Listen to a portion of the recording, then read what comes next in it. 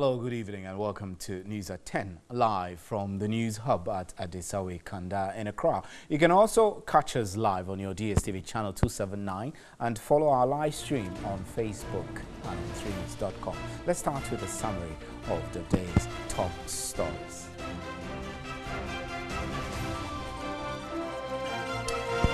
The Right to Information Action Campaign Group has activated its countdown clock, giving the government 10 days to get the Right to Information Bill laid before Parliament. The campaign aims at holding the President to honour his pledge to get the bill passed by Parliament before the Easter break. The Attorney General has filed 27 charges, including causing financial loss to the state, against former Chief Executive Officer of Cocoa Board, Dr. Stephen Kwabena Opuni. Joined to the suit, the CEO of Zero Group of Companies, Seidu Agongo and Agricult Limited.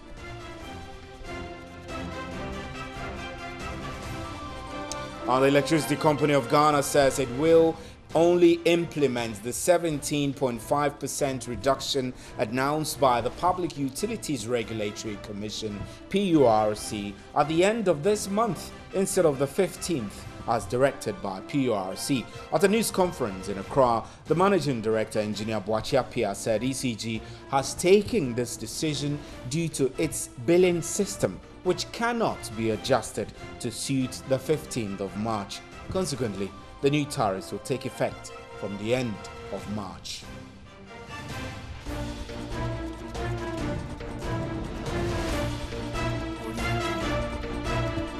The Minister of State in charge of procurement Wednesday failed to answer questions asked her by a member of Parliament. According to Adjoa Safo, her office does not have the mandate to answer questions on procurement issues in Parliament. According to Adjoa Safo, her office does not have that mandate.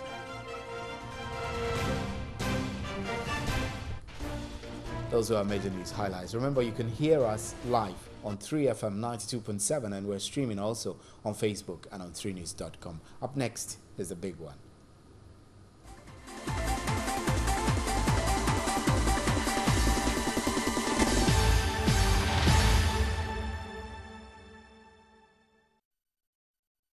Welcome back. Now, the first Deputy Speaker of Parliament, Joseph Osei-Usu, is still insisting the best way to tackle illegal mining, popularly called galamsey, is for the security agencies to be given the power to shoot those involved. He was contributing to a statement on the floor of Parliament on Tuesday by Kumbungu MP Ras Mubarak, who condemned the recent burning of trucks in his constituency by the military. Let's listen to Joseph Osei-Usu. Made some very extreme suggestions. I know people are not happy with that, but regrettably, I don't have the authority. If I had, I would have made the law that if you find people on the water bodies, shoot them. We need to be strong on wrongdoers. We have pampering wrongdoers in this country too much, and there are not many anyway. I think that we should stand by the military.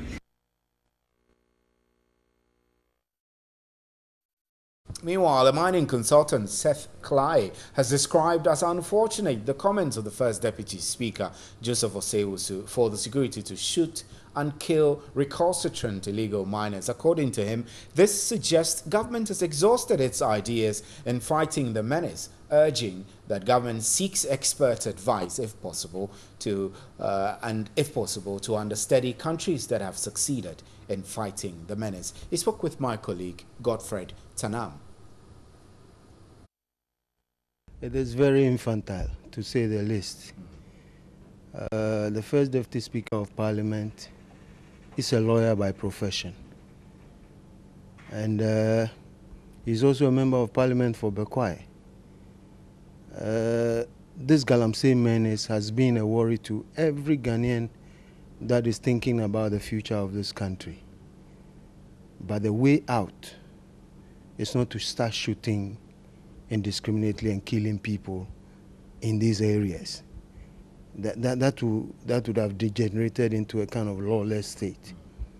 The whole issue about galamsey has to be tackled holistically.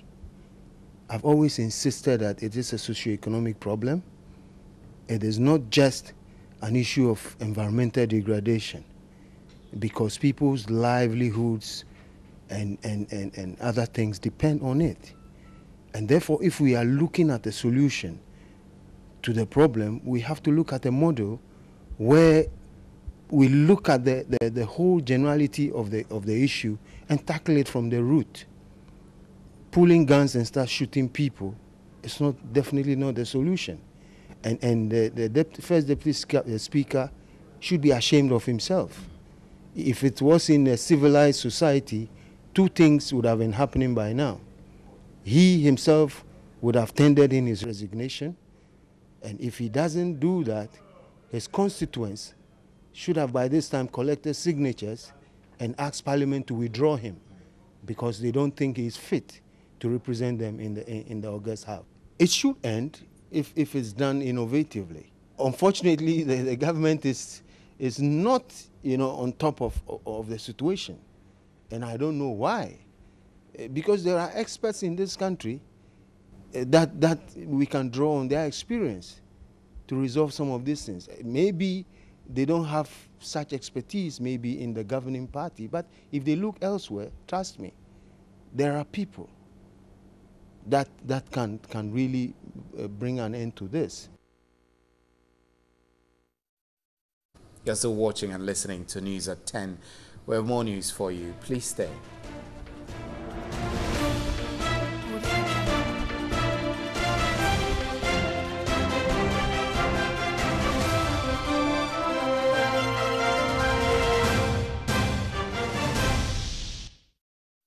Welcome back. Now, members of the Africanian mission in Ghana have expressed utmost displeasure over the president's decision to build a national cathedral. According to the mission, it is important for leaders to get their priorities right while concentrating on improving the lives of the people through the provision of health, educational needs, and employment opportunities, and not waste resources on worshipping centers. The following video is credited to Ghana Web.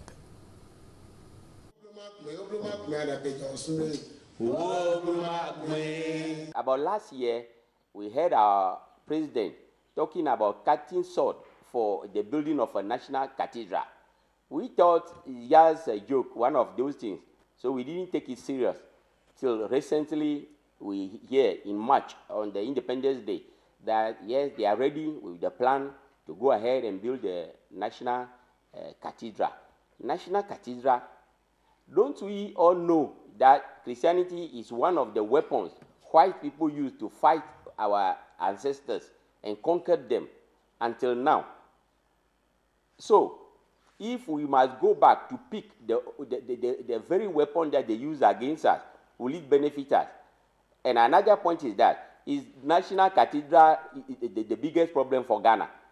We know how there are some schools without a school building. The children go to school under trees.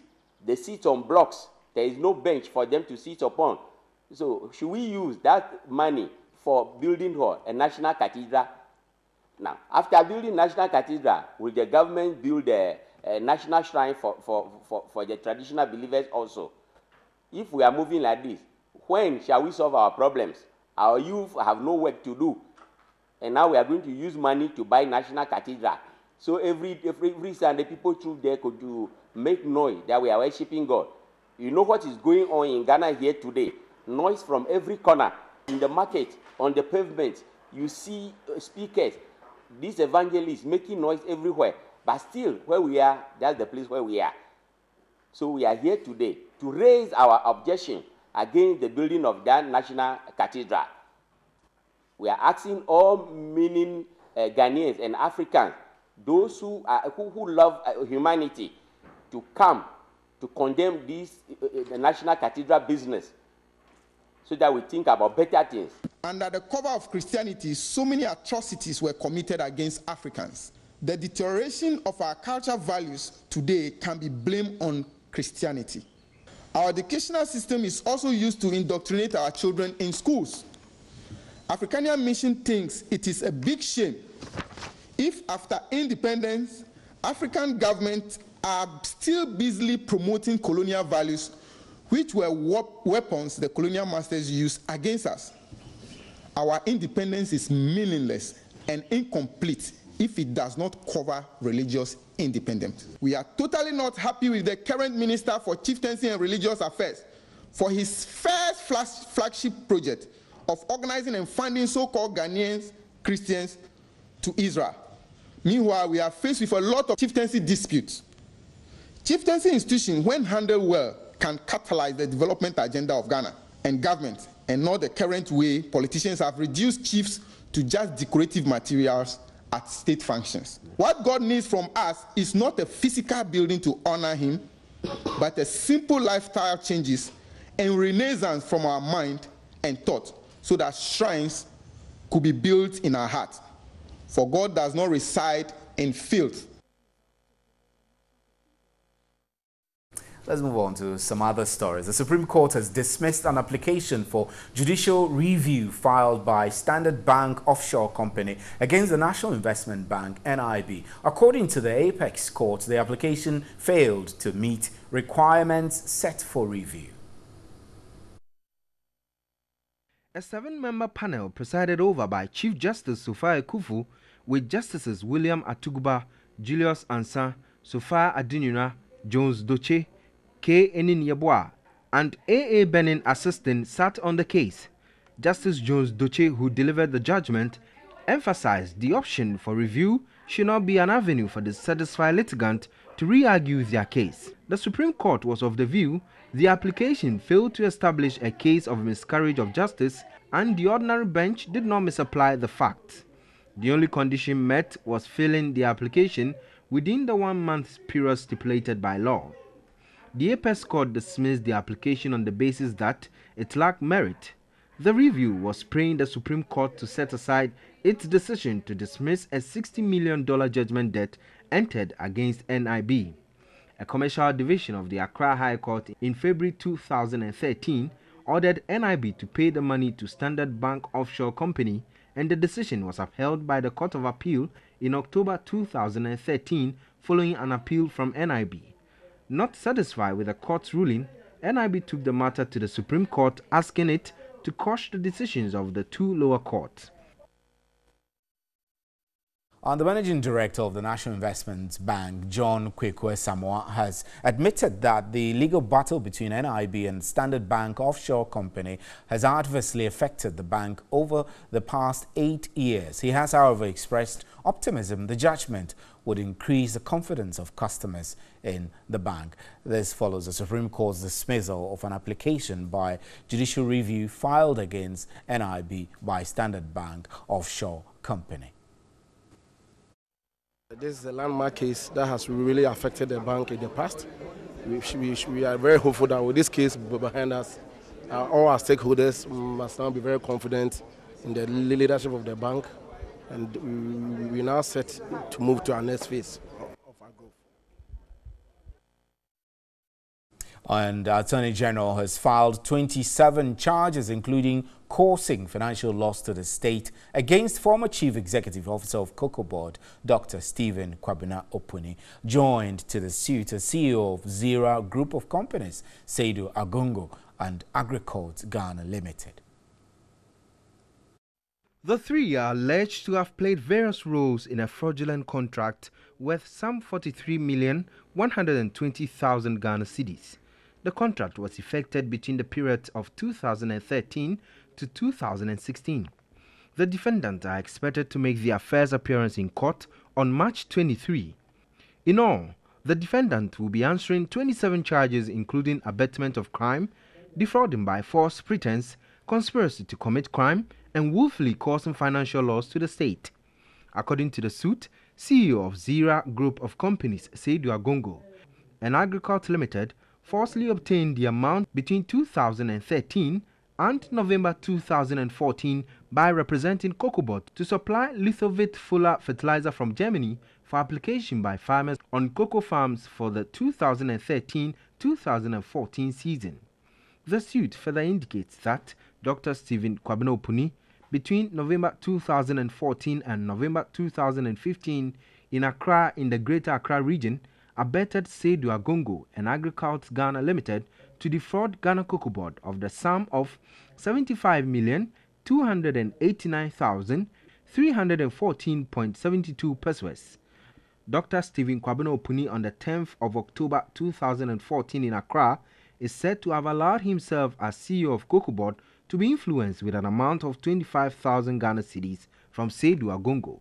The state in the suit believes the CEO of Cocoa Board failed to satisfy the prescribed conditions for single-source procurement. The state also concluded that Seydou Agongo and Agricult sold misbranded fertilizer contrary to Section 1141B of the Plant and Fertilizer Act 2010, Act 803. Seydou Agongo is also accused of selling adulterated fertilizer contrary to Section 1141C of the Plant and Fertilizer Act 2010, Act 803. In fact, the state accuses Seydou Agongo of manufacturing the fertilizer in commercial quantities without registration contrary to the law.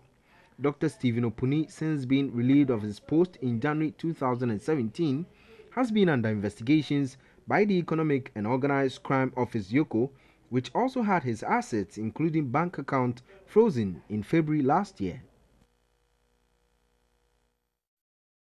And private legal practitioner Martin People has been explaining that most of the second-degree felonies, including defrauding by false pretenses, attracts a 25-year penalty if convicted. Mr. People has been explaining to TV3 the factors which were taken into consideration in preparing the charges against the former CEO of Cocoa Board, Dr. Stephen Kwabena Opuni.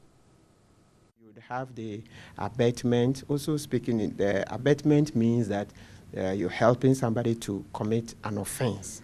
Okay, so let's say that the person is preparing to defraud another person, and then you with material. So let's say that maybe the person is about to make false representations, and then you help that person to really make them. So let's say he doesn't even know what to say, but you help him, you perfect the things that he should present. So let's say he wants to bid for that contract.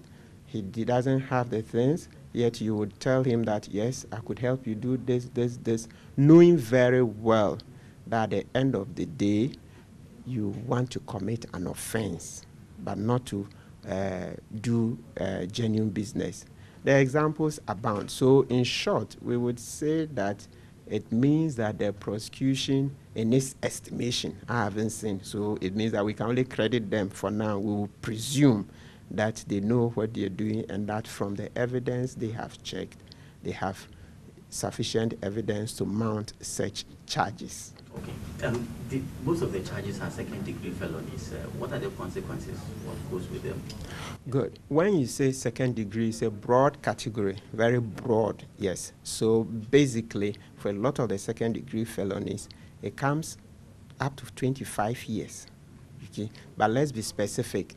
Let's say some of the charges that at least I heard, I haven't read all, for some of them that I heard, when you hear defrauding by false pretenses, that carries up to a maximum of 25 years of imprisonment if the person is convicted. Yes, when you say somebody has defrauded by false pretenses, it will range from a fine up to 25 years of detention. That's, of course, if you want the law, you're talking about Section 296 of Act 30.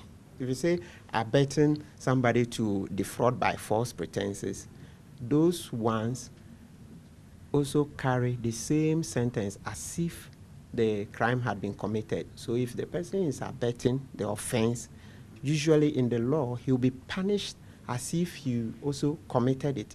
Yes, so it will also go with up to 25 years. Oh, naturally, I'm sure he would come with his defense. You would not expect that for such a case, there would not be the other side. You know, they say every coin has two sides.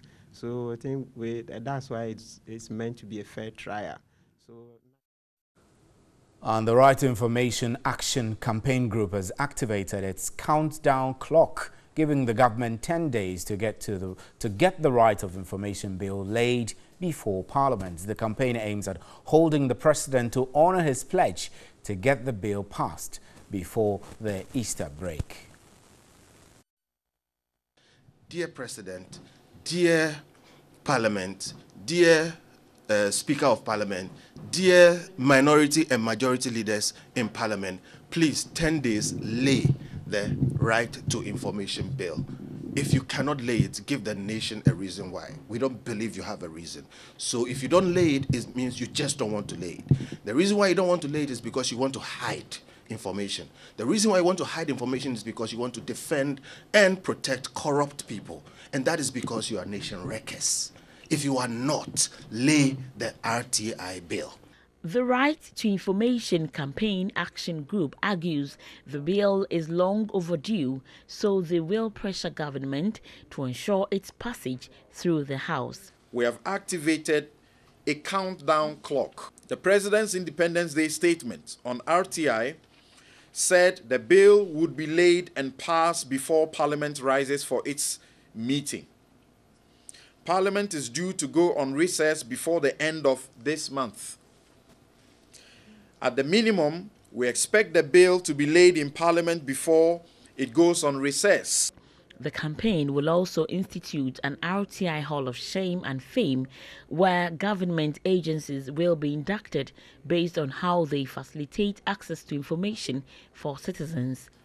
There's virtually nothing extra to be done about the document that we have in Parliament. For those who say it needs to be reworked, please, laws have been passed over and again and they are amended in due course. We cannot wait to finish and have what you deem is the best before we can pass it. It's been 22 years since the first RTI draft bill was drafted under the auspices of the IEA in 1996. It also marks 16 years since the executive arm of government drafted the first RTI bill in 2002. The bill was subsequently reviewed in 2003, 2005 and 2007, but was never laid in Parliament until February 2010. Since then, the RTI bill has witnessed a series of failed promises to pass it from both the NDC and NPP governments. In 2012, the bill lapsed and was relayed in 2016. In the final days of the 6th Parliament, an effort by then Majority Leader Alban Bagbin to have the legislation passed was not successful following objection by the then minority NPP. The NPP government had in its 2016 manifesto promised to pass the bill. On May 3, 2017, the Information Minister Mustafa Hamid declared the bill would be laid by July. Unfortunately, the first year of the Akufo-led government ended with no action. It is in the interest of all citizens to join the campaign because the law will empower the public to demand accountability from our leaders. I think that we have a bigger job than we think. It's not just doing TV3 News Tonight, anti-RTI campaign. No. We really have to let people understand what we mean by information and why access to same is part of the governance process.